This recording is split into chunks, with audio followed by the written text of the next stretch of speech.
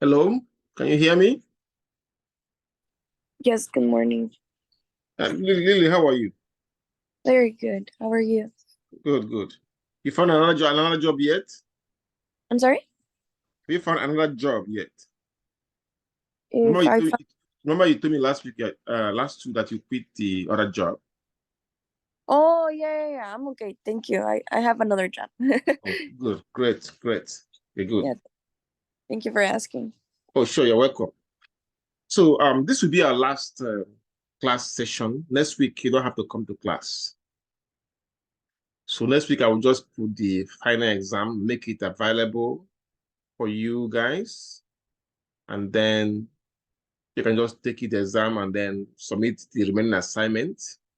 Lily, your attendance Yes. have been very, very good. So and you have been doing it. Have you written the last paper? Well, I'm sorry? Have you written the last research paper? Yeah, I submitted it. Okay, good. Mr. I see Ajibori, right? Ajibori. How you say your name, sir? Mustafa. I can say Mustafa, but so any question from me from you? Um, it was the other research paper than the second one that we had. Did you grade it yet or no? I'm gonna grade them this coming week. I want to finish all my gradings by next week. And you said next week we got the final.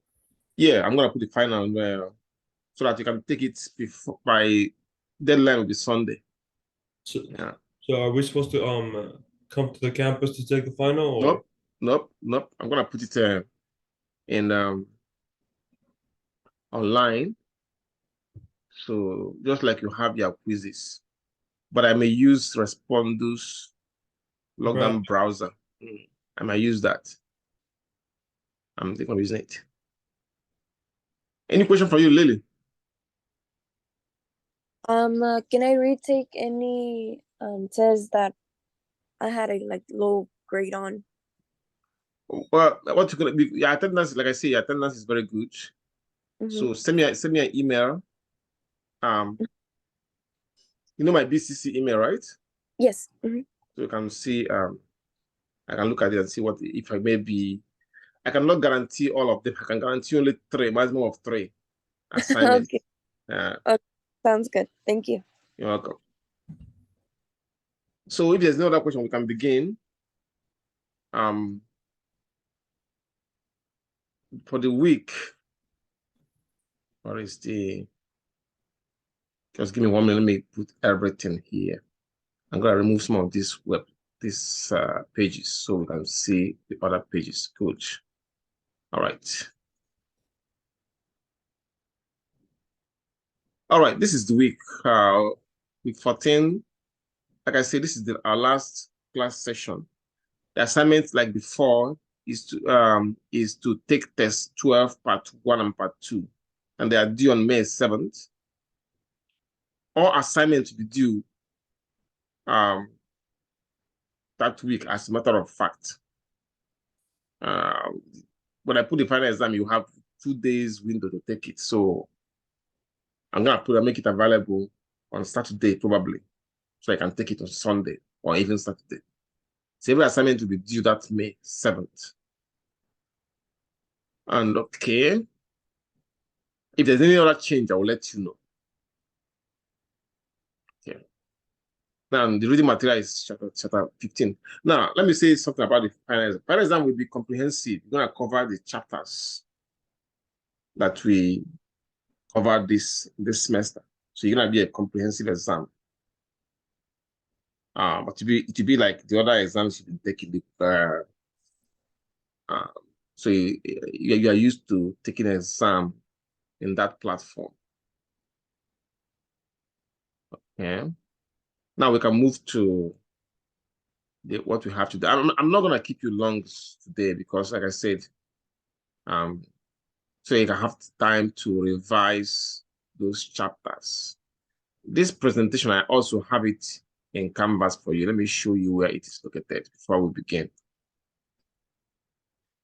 You can read it. I recommend you read the chapter.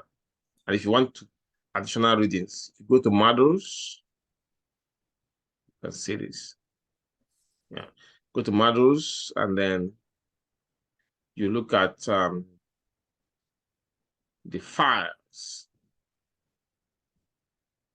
And then if you scroll down, you see where it is located here. So if you want to read this one as well, is really self-explanatory. So you can also read that in addition to this chapter. So look at today we're looking at human resources management. I started with a short story about how the working condition was in the 20th century, early part of 20th century. I would say first half of 20th century. I use a 1900 as an example. Look at this scenario whereby the industrial, that was when the industrial revolution is still booming. Consider the life of a 12-year-old child and the parents in an American city. Well, that time there was no law against child labor, so children work. If some of them start at very early to go to work, So now the child works at 5 a.m. with the parents and the siblings. Then they go to factory and line up for work. Then the factory where they work is not heated. Like now we have heaters in the factory. Unlike that time, it's not heated, and there's no good ventilation system. Now, in many cases, the windows of the factories cannot be opened. So the fumes can escape from the top of the building. But, without a window, you still have some residual fumes. Now, then during that 15 minutes lunch, they have 15-minute lunch breaks. Maybe they might have 2 or 3, maybe 4. But during that lunch break, the child will now, that's the only time they see their parents and the siblings. They talk. Then after that 15 minutes, they go back to work. Now, the child's job was to climb in between the machines and dislodge pieces of material that, get caught in the gears and belt, which is a very dangerous work for a child. But, they do it. Yeah. Now, the child father get paid 10 cents per hour. The mother get even paid less than that because she's a woman. So during that time, they don't really like women working, But those that work, they receive almost half of the salary of men. Although the child father was, usually the men are usually well trained for their job. Excuse me. Then education wasn't a priority. Unlike now, where education is mandatory for kids. So that time, if only if you can afford it, they can go.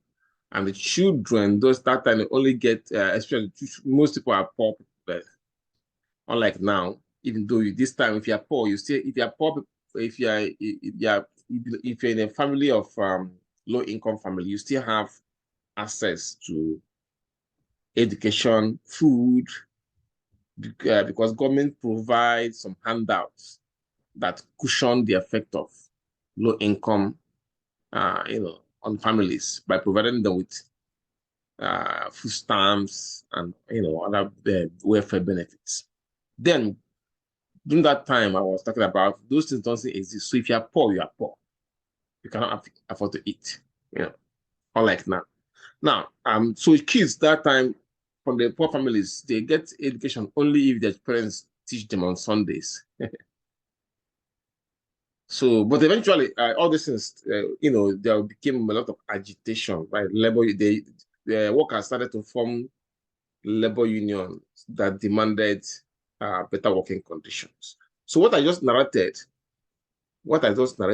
can give you an insight, of the harsh working condition of the early 1900s, where child labor and unsafe working environment were prevalent. So now, based on this kind of scenario, which is poor working condition for employees, and given that employees, workers, are the backbone of every establishment, this scenario actually point to us the need for worker protections and the importance of human resources management, at least to make sure that the workers are treated fairly and they are provided with safe working conditions.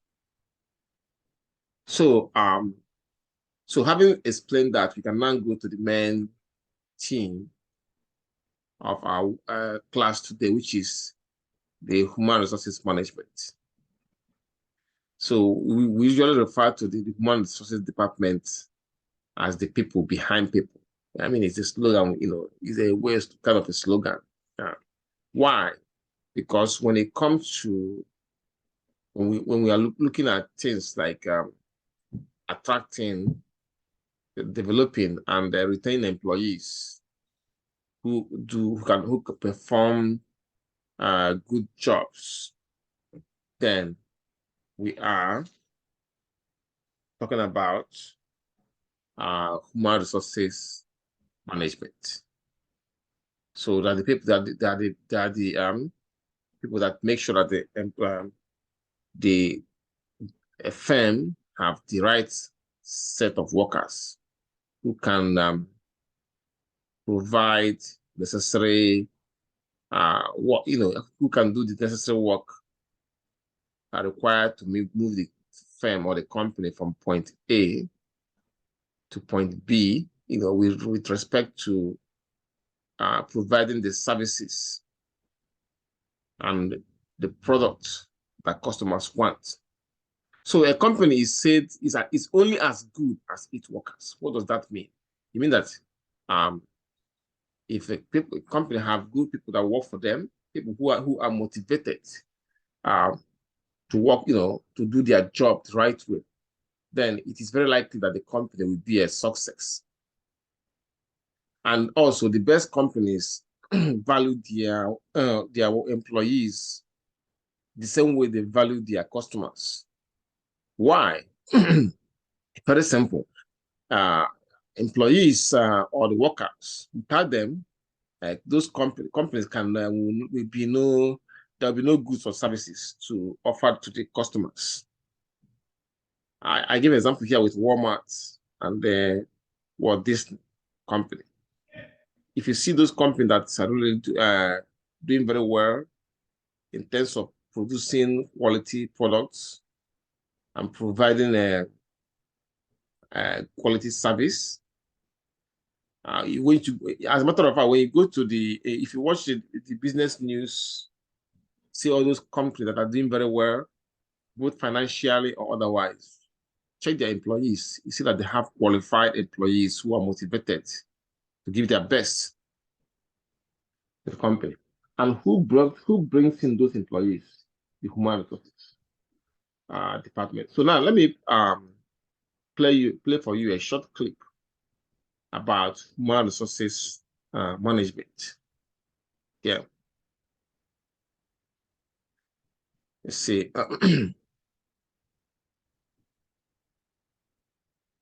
Put it right here and then paste it. See if you open it.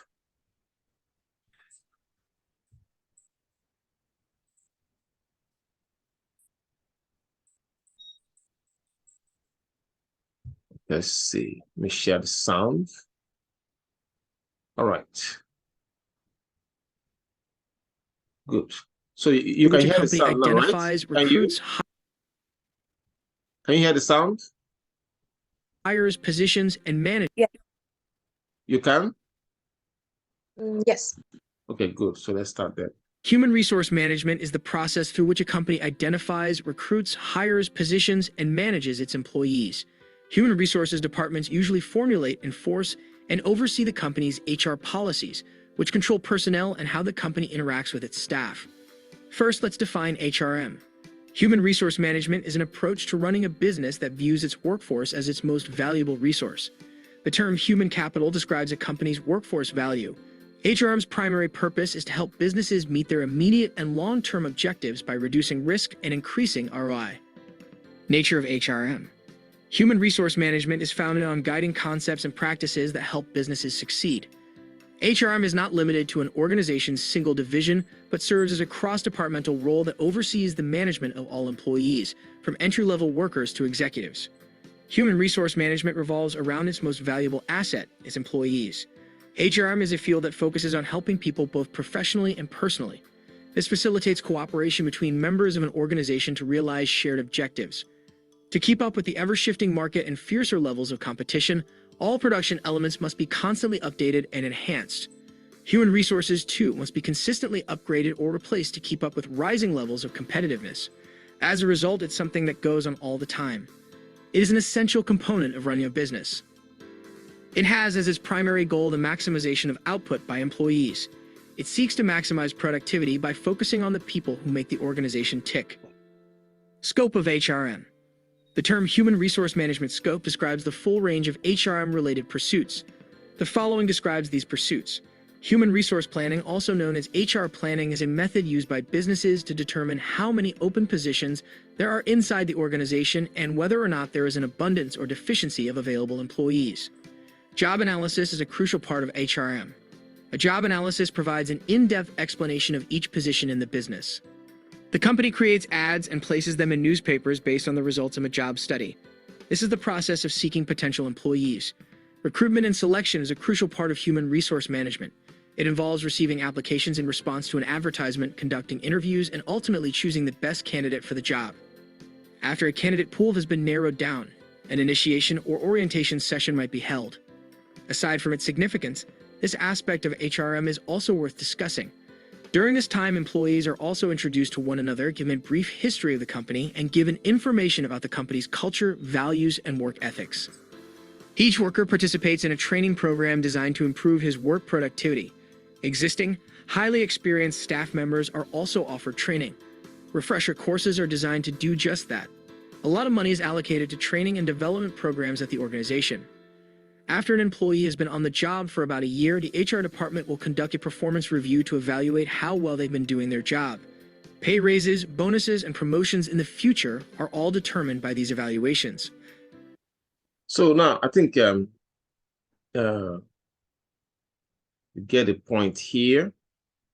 I will the video, like I say, I have this presentation uploaded for you in the file section. So when you go there, you can complete this video. You can see the link here and watch it and complete it. Let us jump right back into our discussion here. So we have the core responsibilities of the HR managers. Who are the HR managers? They are the managers that are responsible for hiring. That's the simplest way of saying it. Hiring. So they attract, develop, and retain employees who can perform the job for the company. So their job is to hire, basically, So there are 4 core responsibilities of the human resources managers. You can see it from the screen, actually 5 core responsibilities. You can see from the video, they plan for the staffing needs, then they recruit and hire. Then after hiring the employees, they can now provide training and orientation, which is followed by the, of course, compensation and benefits. Now, then last one is overseeing employee separation. So these are the 5 core responsibilities of the HR managers. Now, how about the goals? What is their goals? Of course, as a HR manager, you want to have employees that will fulfill that will be participate in fulfilling the objectives of the company, which is to provide the best service and the best product to their customers and make money while doing that. So as a way of accomplishing the 5 tasks that were described in the previous slide, the most HR managers they have they are committed to achieving at least 3 important goals at least.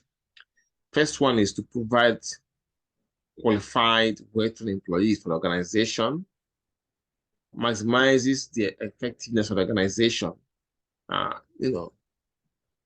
make the organization, maximize the effectiveness. The effectiveness also involve, like I explained before, getting, providing or producing the right products, or providing the quality service. Those things that we make the customer happy. Because usually once the customer is happy, they bring more business to you. Then another one is satisfy individual employee needs. Individual employee needs through monetary compensation. Monetary compensation, that means pay raises, benefits, and so on and so forth. We have many also employees want to have the opportunity to advance in their jobs. So we have to, promotion is also involved in satisfying their needs and making sure that the working condition is not only safe but conducive, making them to the these things that I just mentioned, satisfying their employee monetary compensation, benefits, opportunities to advance, as for promotion, and then job satisfaction. All these things make employees to be happy with the company, and to try as much as they can to give their best to the company. When you have happy employees, then it will translate into happy customers, which means when customers are happy, they now bring you more business through referrals. So the human resources plans must be based on the organization's overall competitive strategy. Because when you have good products and good service that bring a lot of customers to you as a company, your competitors are also looking at you. They are watching you, how you are making money, and they very natural. They want to have a piece of the action. They might start doing the same thing you are doing. If they can figure out a way to cut the cost of doing it, and then be the market leader, they can do it. So that's why companies try as much as they, everything within their power to make their employees happy. So when they have happy employees, they will bring a lot of ideas that will make the company to supply or to produce even more quality products at affordable price, or to provide quality service at affordable price, so that it will be very hard for the competitors to take the market from them. Usually, it is very easy for competitors to replicate what the company is doing. After all, it involves buying a new machine and then starting to produce the same thing you are producing. But to replicate to human resources, to get this quality human resources that we move the company from point A to point B in terms of profitability and, of course, market share. It is not, that one is not difficult. It's very difficult to replicate, to companies to replicate. So that means if your company, if a firm is doing the right thing and is attracting the right workers, they are usually at a very big competitive advantage. Now, the recruitment and selection, which is one of the jobs of the HR managers. So they always try as their goal basically is to make sure that the job candidates bring the necessary skill to the job, or that they have desire and ability to learn them. So so because of that, many firms or many companies implement recruitment and selection process that involve the following activities. First of all, they identify job requirements, and then they choose sources of candidates. These days, they are usually from the internet, except if there's maybe an employment agency that you can, agents that you can go and put the application. But now many things are done online, especially this after this COVID pandemic. A lot of things that have migrated online. So they have so many job sites. Like I think there's a career builder. I think there are many of them that work HR managers can use. Now, the old school method still works. So like newspaper advertisement, or placing signs.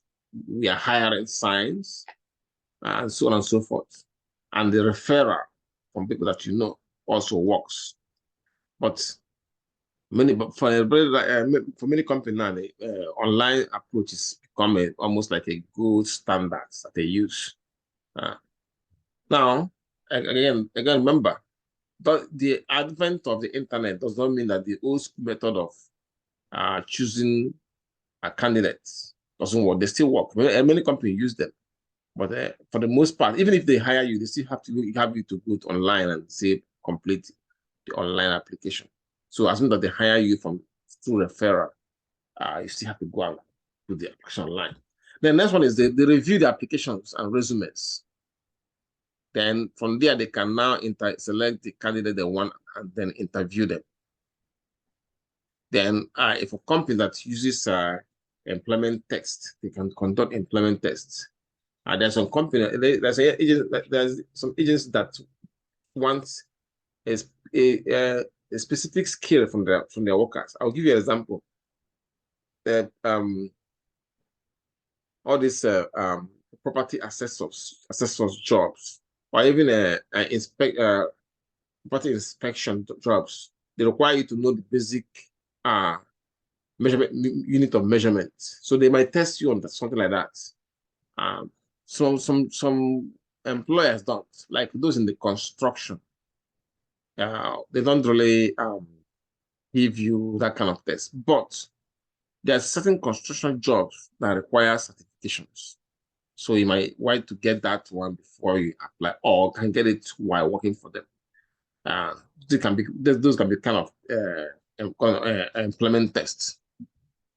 Now, another one is they also do the background check and then check references that you gave them. And then next is to conduct the follow-up interviews, and then next they can after that they can then select the candidates, and then they can then negotiate the wages and benefits. Most times they don't negotiate it. They tell you how much they pay for that kind of job.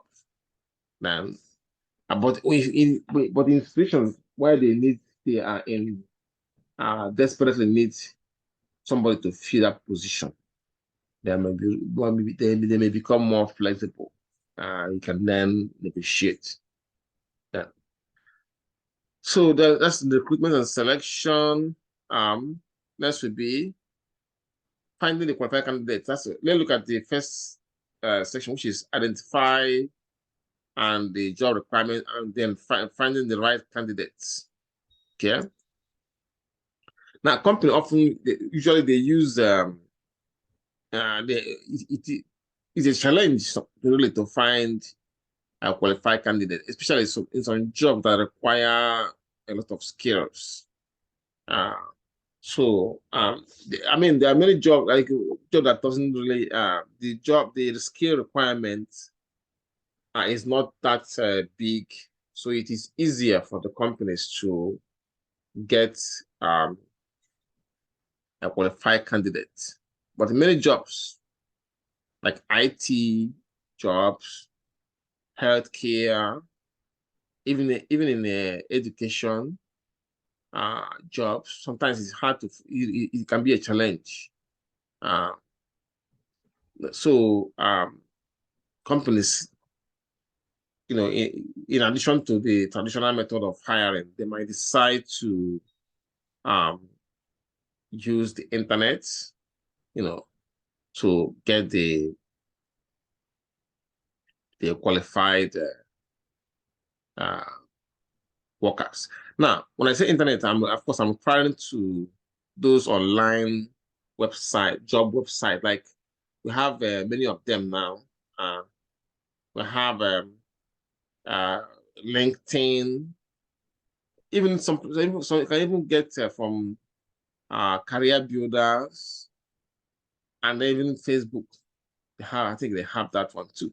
So the internet is also the best way for them to reach new graduates and new workers that are in their 20s or in their 30s. Let me see if I can play this. Okay, we don't have much time to play this clip, but we'll come back to that later. Yeah. Now, selecting and hiring employees. So the human resources manager selects and hire employees, like I explained before. Now, to do that, they work with department managers. But in the process of doing that, they make sure that they do everything according to the law of the land with respect to employment. Some of those laws I will explain in briefly. We have they call it the employment laws. We have the Title 7 of the Civil Rights Act of 1964. So this act prohibits employers from discriminating against applicants based on race, religion, color, and other variables. We also have the American Disability Act of 1990, which prohibits employer from discriminating against disabled person during the hiring process. So then we have the Civil Rights Act of 1991. This act also allows for jury trial, quantity damages, and damages for emotional distress in cases of employment discrimination. Then we have the Civil Rights Act created by this one created the equal employment opportunity. So if for example, when somebody is fired in his or her job, and the person feels that that the firing was unjust, they can appeal through the equal employment opportunity. When they appeal, they send the appeal, or when they report the employer, the EEOC will investigate that complaint, so that to make sure that the employees will be hired and managed without this. Well, if they investigate and the employer, if what the employee was telling them is true, then they might they can now intervene. That's the best way to put it, intervene, and make sure that the employee is taken good care of. Now, I will say, study this. I have more employment, a link that would send you to, let's make sure you're seeing this. I have this link here that will direct you to more employment laws. You can visit them. There are 2 links I put here. So when you download this presentation from the file section of Canvas, you can check this out. But in the meantime, let me open those laws, so one of the websites, so you can see the other employment laws. Then let me see, I open it from here.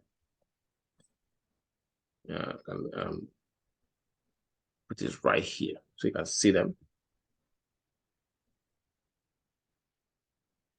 Yeah, I think These are the major employment laws. There are many of them, so you can, go through them, and a very interesting thing to read, so you can know all these rules. Again, the link, I provided the link in this presentation, so you can do that when you study the presentation. Now, this leads us to navigating the hiring restrictions. Now, there are a lot of hiring restrictions that human resources managers encounter. For example, some firms try to screen out high-risk employees by requiring drug testing for job applicants, especially in companies or in sectors where public safety is the priority. For example, in air travel or in truck driving. So drug testing is one of the hiring restrictions that the HR managers can encounter. And for this kind of in these sectors I just mentioned, air travel, transportation in general, where public safety is is a priority. This kind of restriction have to be they have to adhere to this requirement to make sure that the roads are safe for other people. Another issue that is whether the employees can be required to speak a particular language. Well, this haven't it might not be some of you might not have encountered this kind of restriction, but there are some states that have what is called English only laws. I mean, it have not been. It's not like it's the law of the land in that state, but some employers use that. One of the requirements that you can speak good English. You're able to communicate, not really good English. You can be able to communicate in English before you can work for them.